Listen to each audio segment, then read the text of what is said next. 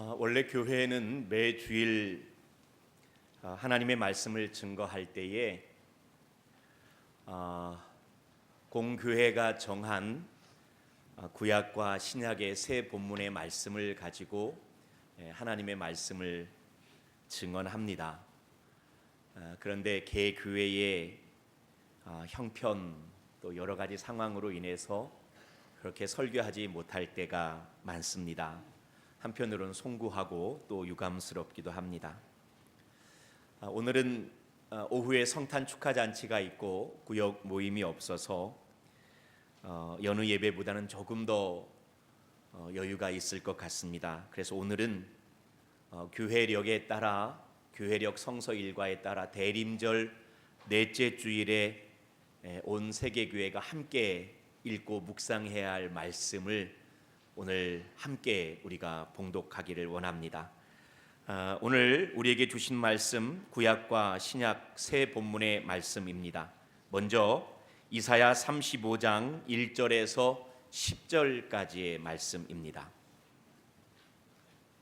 성경을 펴시고 혹이 없으시면 주보에 예배 순서 우측면에 있습니다. 한 절씩 저와 나누어 교독합니다. 광야와 메마른 땅이 기뻐하며 사막이 백합화같이 피어 즐거워하며 기쁜 노래로 즐거워하며 레바논의 영광과 갈멜과 사론의 아름다움을 얻을 것이다. 그것들이 여호와의 영광 곧 우리 하나님의 아름다움을 보리라. 너희는 약한 손을 강하게 하며 떨리는 무릎을 굳게 하며 겁내는 자들에게 이르기를 굳세어라 두려워하지 말라. 보라 너희 하나님이 오사 보복하시며 갚아주실 것이라. 하나님이 오사 너희를 보호하시리라. 그때에 맹인의 눈이 밝을 것이며 못 듣는 사람의 귀가 열릴 것이며 그때에 저는 자는 사슴같이 뛸 것이며 말 못하는 자의 혀는 노래하리니 이는 광야에서 물이 솟겠고 사막에서 시내가 흐를 것입니다. 뜨거운 사막이 변하여 못이 될 것이며 메마른 땅이 변하여 원천이 될 것이며 승냥이에 눕던 곳에 풀과 갈대와 부들이 날 것이며 거기에 들어가 있어 그 길을 거룩한 길이라 일컫는 바 되리니 깨끗하지 못한 자는 지나가지 못하겠고 오직 구속함을 입은 자들을 위하여 있게 될 것이라. 우매한 행위는 그 길로 다니지 못할 것이며 거기에는 사자가 없고 사나운 짐승이 그리로 올라가지 아니하므로 그것을 만나지 못하겠고 오직 구속함을 받은 자만 그리로 행할 것이며 여호와의 속량함을 받은 자들이 돌아오되 노래하며 시온에 이르러 그들의 머리 위에 영영한 희락을 띠고 기쁨과 즐거움을 얻으리니 슬픔과 탄식이 사라지리로다. 아멘. 이어 베드로전서 1장 22절에서 2장 3절까지의 말씀입니다. 주보 3면에 기록되어져 있습니다. 이 또한 한 절씩 나누어 교독하겠습니다. 제가 먼저 22절을 읽습니다. 너희가 진리를 순종함으로 너희 영혼을 깨끗하게 하여 거짓이 없이 형제를 사랑하기에 이르렀으니 마음으로 뜨겁게 서로 사랑하라. 썩지 아니할 씨로 된 것이니 살아있고 항상 있는 하나님의 말씀으로 되었느니라.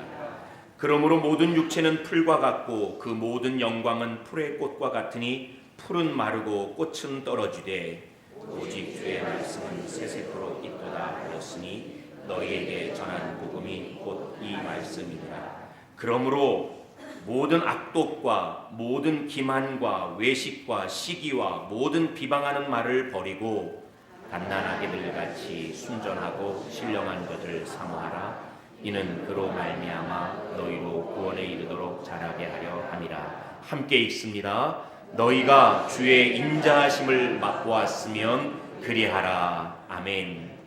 마지막으로 마가복음 9장 33절에서 37절까지의 말씀, 이 말씀은 한 목소리로 합독하겠습니다. 시작.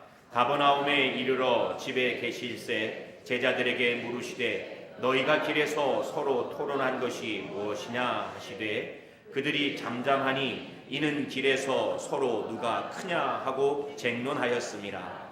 예수께서 앉으사 12제자를 불러서 이르시되 누구든지 첫째가 되고자 하면 뭇사람의 끝이 되며 뭇사람을 섬기는 자가 되어야 하리라 하시고 어린아이 하나를 데려다가 그들 가운데 세우시고 안으시며 제자들에게 이르시되 누구든지 내 이름으로 이런 어린아이 하나를 영접하면 곧 나를 영접하며 누구든지 나를 영접하면 나를 영접함이 아니요 나를 보내신 이를 영접함이니라. 아멘.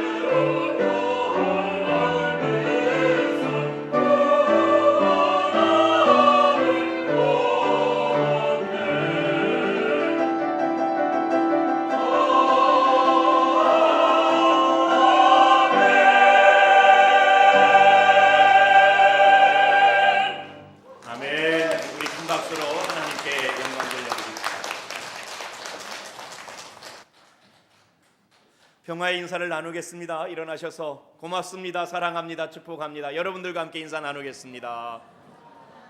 형님 고맙습니다, 사랑합니다, 감사합니다. 제가 많이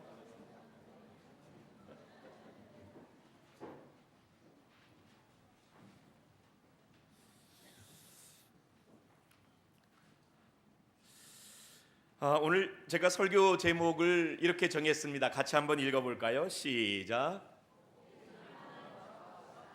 요즘 유행하는 말이죠. 젊은이들 힘겹게 공부하고 애쓰다가 취업하게 되면 야, 꽃길만 걸어가라.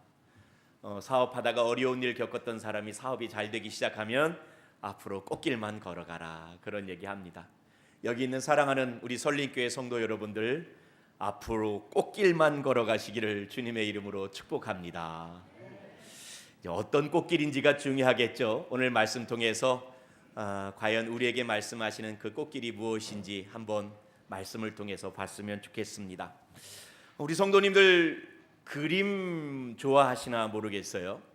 저는 그림을 잘 그리진 못하고 또 그렇다고 그림 감상할 줄 아는 교회가 깊은 사람도 아니지만 그래도 가끔 어떤 그림들은 굉장히 마음에 깊이 다가올 때가 있지 않습니까? 또 어떤 그림, 미술 작품 한 점이 주는 감동 때문에 생각하는 방식이 바뀌고 사고의 지평이 막 넓혀져 가는 그러한 경험들을 희귀하더라도 인생 가운데 가끔은 한두 번은 경험하게 됩니다. 저 개인적으로 어떤 그림 때문에 이런 경험을 한 적이 있습니다. 제가 한번 사진을 보여드릴까요? 이분 작가입니다. 이분이 이제 누구냐면은 케테 콜비츠라는 독일 작가입니다. 화가이기도 하고 조각도 하지만 이제 주된 것은 이제 판화를 굉장히 잘하시는 분입니다.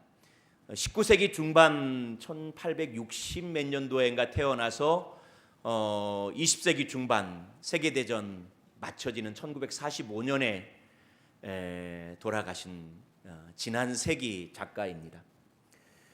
근데 이제 이분이 그 시절이 1차 대전, 2차 세계대전 있을 때니까 얼마나 세계적으로 불우할 때입니까?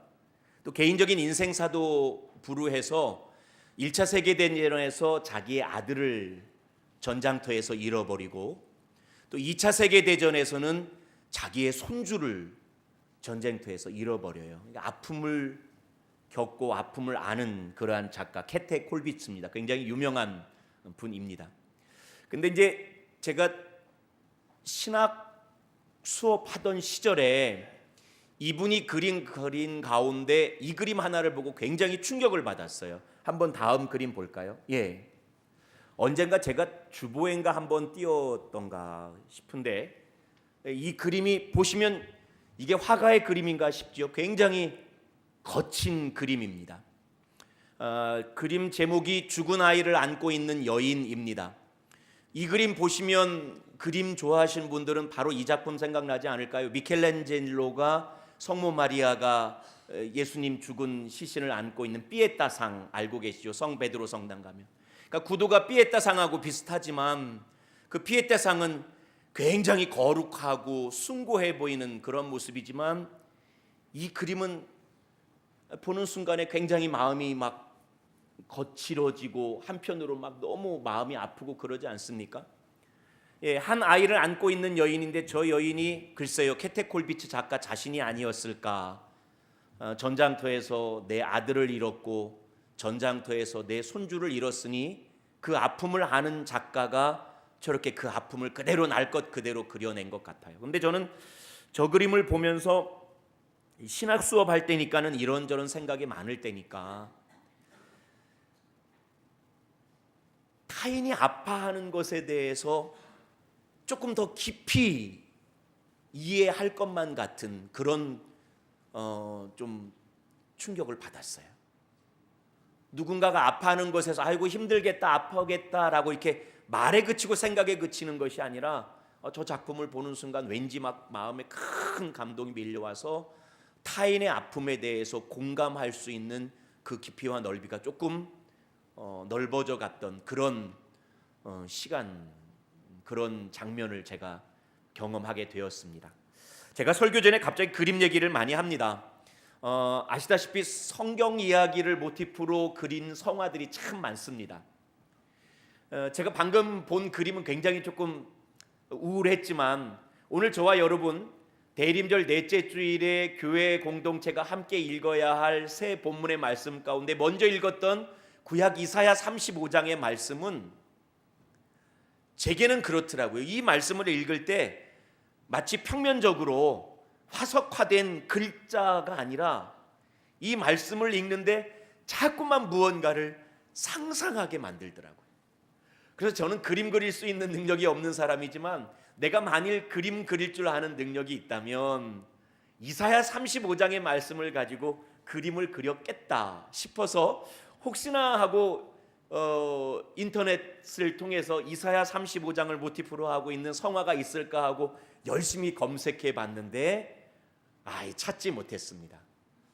우리 강순예 권사님이 그림을 잘 그리시는데 나중에 좀 부탁을 드려봐야 할 것 같아요. 이사야 35장으로 그림 한 점 좀 그려달라고. 예. 근데 정말 이사야 35장은 방금 말씀드린 것처럼 화석화된 문자가 아니요, 독자들에게 이 말씀을 읽을 때 무엇인가를, 어떤 장면인가를 막 상상하게 하는 생동감 있는 그림처럼 다가오는 본문이 이사야 35장 말씀이었습니다. 이사야 35장은 어떤 말씀이냐면 우리 성도님들 잘 아실 거예요. 유대 백성이 바벨론의 포로로 끌려갑니다. 그리고 포로로 끌려간 백성이 하나님 정한 횟수 70을 채우고 난 다음에 다시 예루살렘 성, 그들의 고향 땅 고토로 돌아오게 됩니다. 이사야 선지자는 하나님 감동하심 가운데 그 일을 예언하면서 지금 하나님의 말씀을 떠나고 우상을 섬기고 있는 유다 백성이 하나님 앞에 징치받아 포로로 끌려갈 거지만 언젠가 그날이 되면 포로 생활하던 유다 백성이 하나님의 도성 시온성 예루살렘으로 돌아오게 될 것인데, 그때 돌아오는 모습을 생동감 있는 언어로 묘사한 예언자의 본문 말씀이 오늘 이사야 35장 말씀입니다. 정말 이 말씀이 그토록 우리의 상상력을 풍성하게 하는지 한번 볼까요? 아마 스크린으로 지나가고 여러분 주보나 성경을 통해서 말씀을 펼쳐봤으면 좋겠어요. 9절 10절 말씀 보면 이렇게 이야기합니다.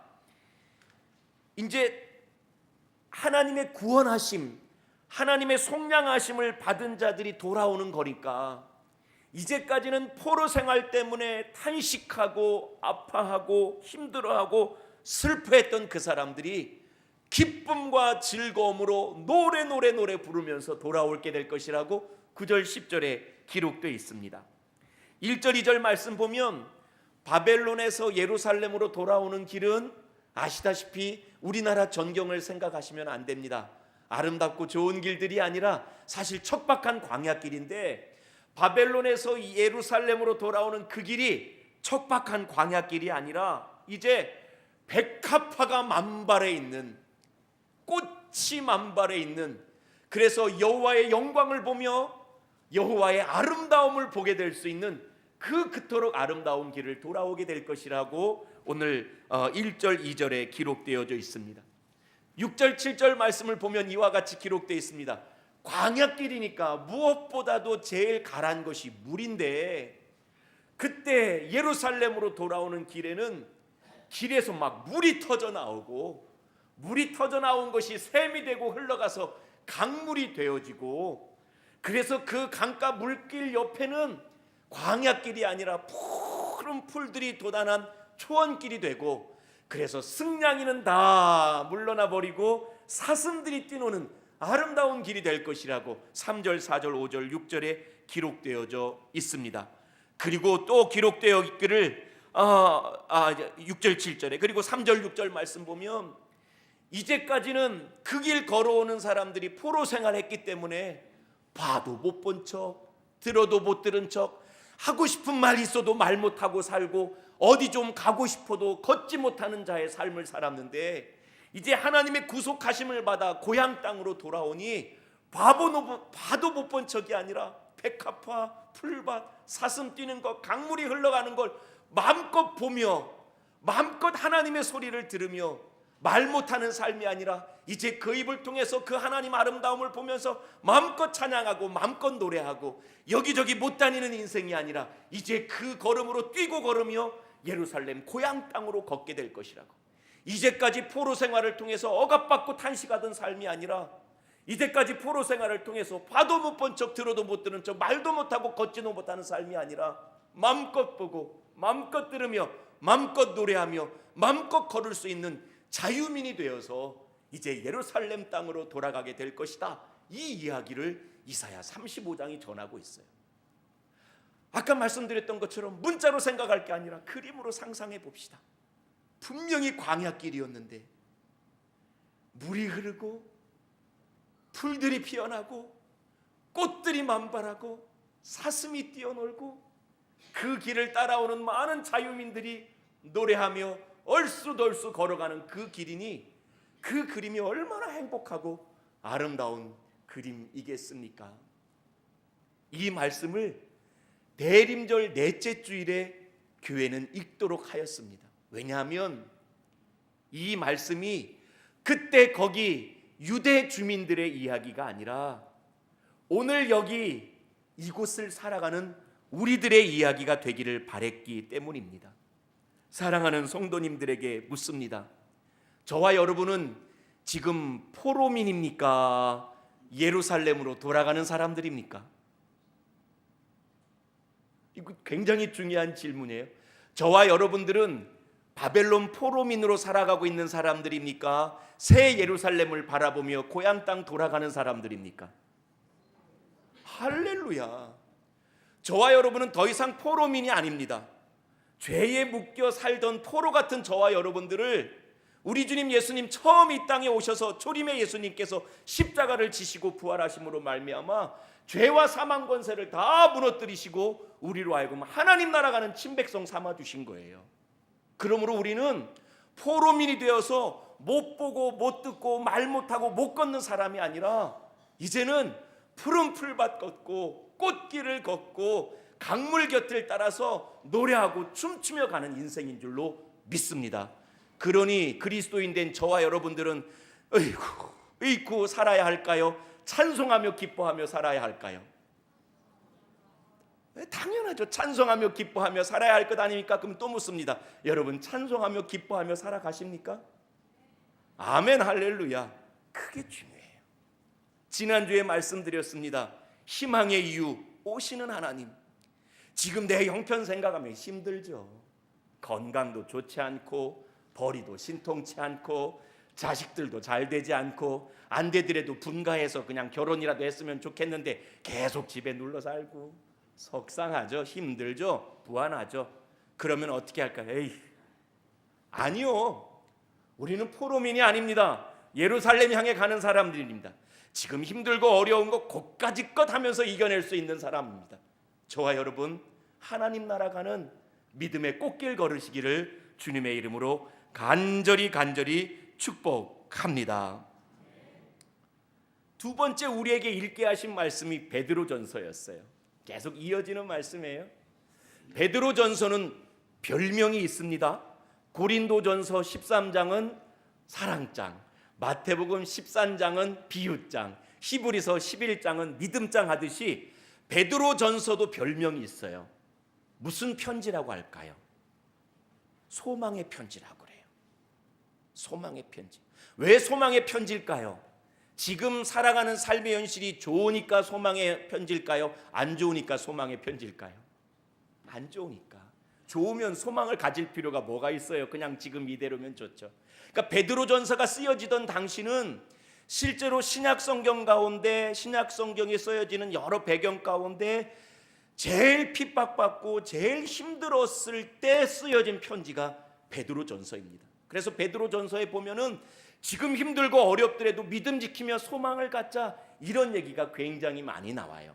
특별히 베드로전서는 방금처럼 박해의 상황 속에서 쓰여진 편지이기 때문에 박해의 상황 속에서 살아가고 있는 그리스도인을 무엇이라고 표하냐면 나그네라고 표합니다. 제가 일일이 찾아 읽지는 않겠습니다. 베드로전서 1장 1절, 17절, 2장 11절 이런 말씀 보면은 우리로 하여금 베드로 서신서 기자는 우리는 어디에 정처를 두고 있는 사람이 아니라 다른 정처를 향하여 가고 있는 도상의 나그네입니다라고 이야기를 합니다.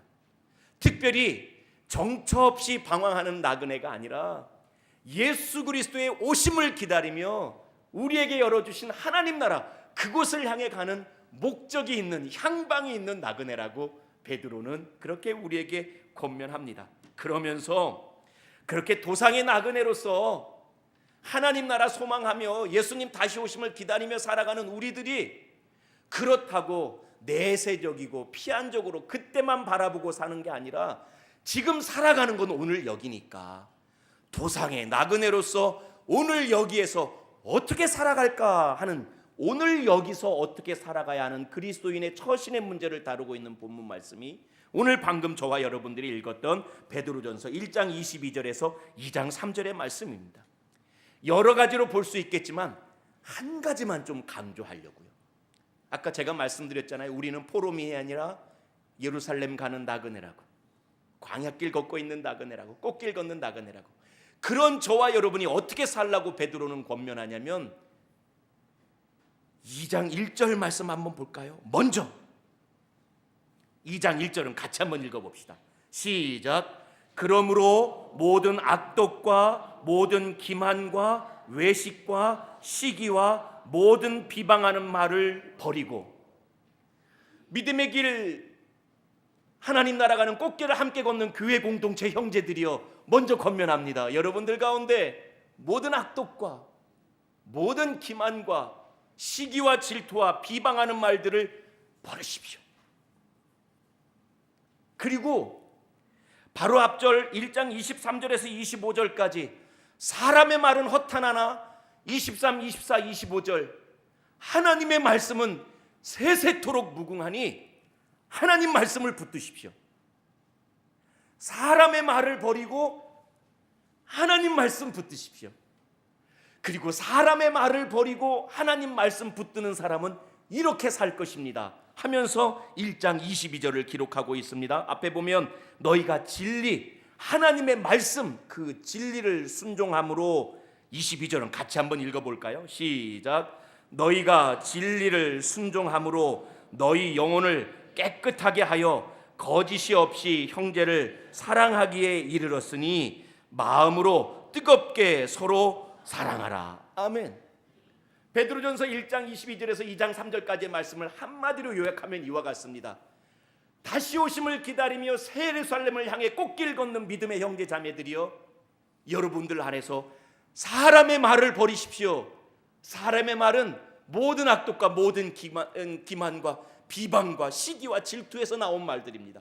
사람의 말을 버리고 영원토록 세세무궁토록 변함없는 진리의 말씀, 하나님의 말씀을 붙드십시오. 만일 하나님의 말씀을 붙든다면 여러분 이렇게 살아갈 수 있을 겁니다. 거짓 없이 뜨겁게 형제를 사랑할 수 있을 것입니다.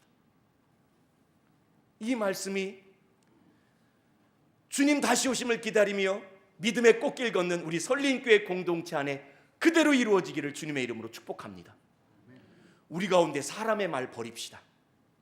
사람의 말이 말입니다, 아주 유창하고 아주 언변이 대단하다 할지라도 말입니다, 사람의 말 가운데 거의 대부분은 악독에서 나오고 기만에서 나오고 시기에서 나오고 질투에서 나오고 비방에서 나옵니다.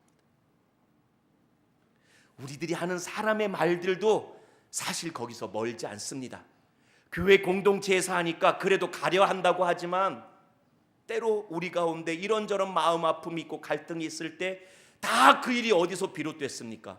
교회 안에서 누가 누구를 때리지는 않잖아요. 다 결국은 말에서 나오고. 우리 말을 버립시다. 사람의 말을 버리고 뭘 붙들자고요? 하나님 말씀 붙듭시다. 하나님 말씀 붙들면 우리 가운데 어떤 역사가 일어나면 사랑하는 척이 아니라 거짓 없이, 여기까지만이 아니라 끝까지 뜨겁게, 거짓 없이 뜨겁게 사랑하는 일이 우리 가운데 있어질 줄로 믿습니다. 그게 교회입니다. 우리 그런 마음으로 이제 설교 거의 중간 끝나가고 있으니까 서로 한번 축복합시다. 이 말씀 그대로 앞뒤 좌우 여러분들과 함께 축복하겠습니다. 거짓 없이 뜨겁게 사랑하겠습니다. 우리 한번 인사 나누겠습니다. 거짓 없이 뜨겁게 사랑하겠습니다. 거짓 없이 뜨겁게 사랑하겠습니다. 진짜로요, 진짜로요.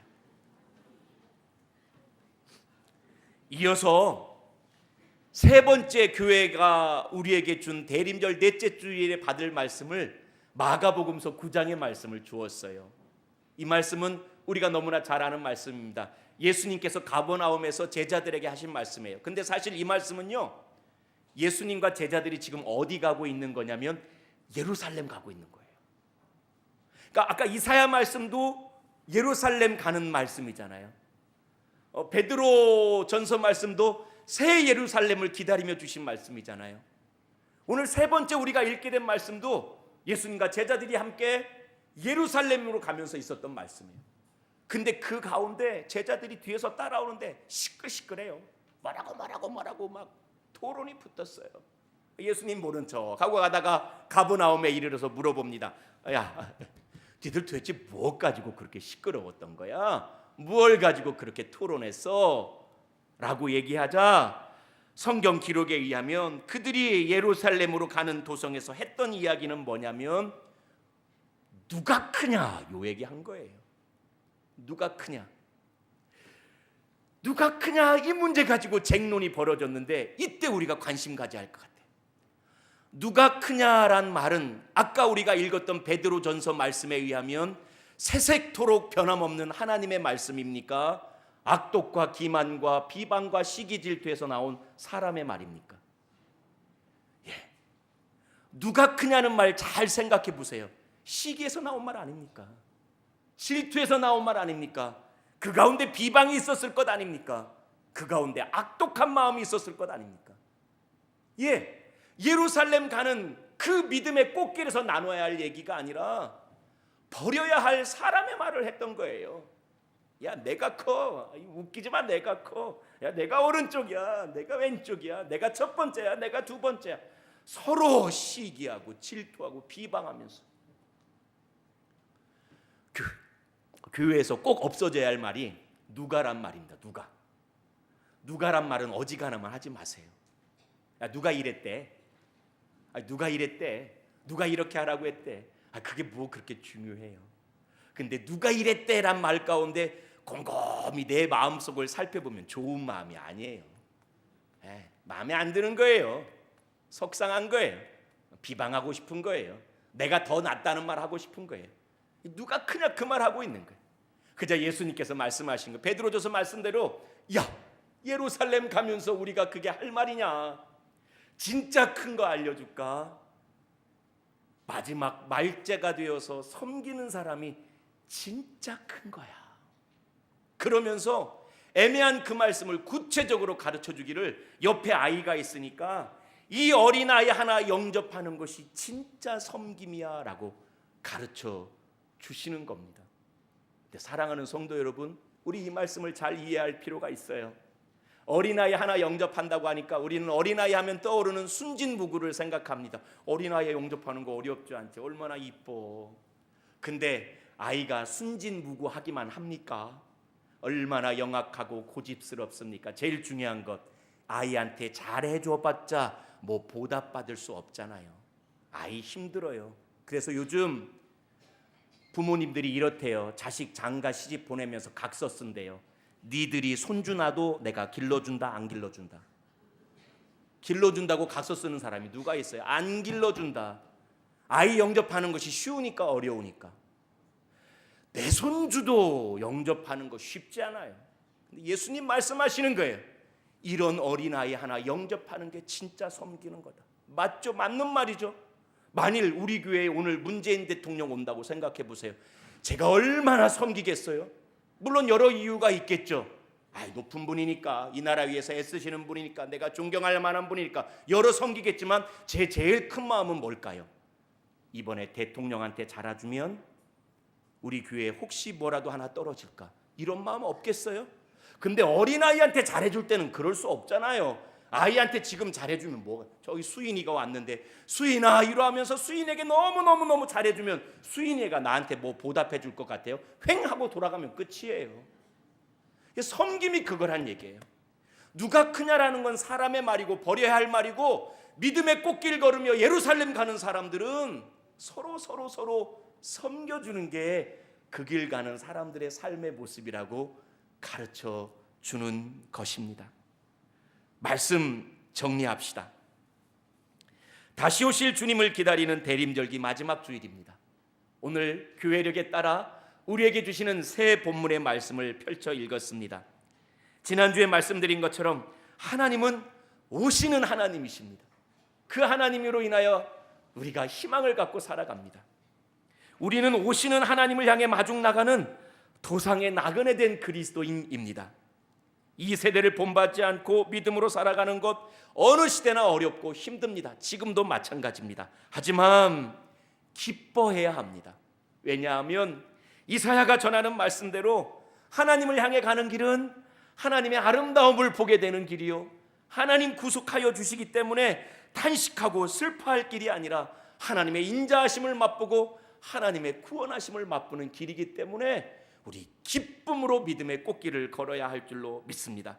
이제까지처럼 하나님의 속량하심을 입은 사람들처럼 앞으로도 믿음으로 의연하게 걸어가야 하겠습니다. 먼저는 사람의 악에서 비롯된 허탄한 말들을 다 버려버리고 영원토록 변함없는 세세무궁토록 변함없는 하나님의 말씀을 붙들고 먼저 교회 공동체 안에서 진심으로 전심으로 뜨겁게 사랑해야 할 줄로 믿습니다. 말과 생각에서 머무는 것이 아니라, 무언가를 기대하고 그런 것이 아니라, 내 마음에 들지 않아도, 내가 아무리 잘해줘봤자 아는지 모르도, 속상하게 해도 어린아이 영접하는 것이 진짜 섬김이라고 가르쳐준 말씀처럼 교회 공동체 안의 구성원들이 어찌 다 내 마음에 들 수 있겠어요.